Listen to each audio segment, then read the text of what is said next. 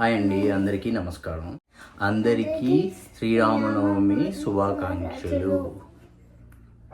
పూజకు ప్రసాదాలు అయితే రెడీ అయిపోయినాయి. ఇక పూజ ఆరంభించడమే లేటు. పానకం వడపప్పు కూడా రెడీ అయిపోయినాయి. ఈరోజు మా బంగారు తల్లి పూజ స్టార్ట్ చేయాలి. చక్కగా పొద్దున్నే లేచి తలస్నానం చేసి పూజ అయితే చేస్తుంది. శ్రీరామనవమి పండుగ అంటేనే మనం ఊర్లో అందరితో కలిసి చేసుకుంటాం. మన ఊర్లో కళ్యాణం అయిపోయిన తర్వాత పానకం వడపప్పు పద్దాక తింటానే ఉంటాం.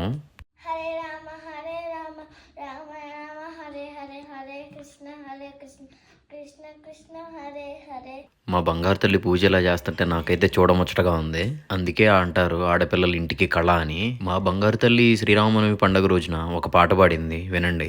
చంద్రాయ జనకరాజ మనోహరాయ మామకాభీష్టదాయ మహిత మంగళం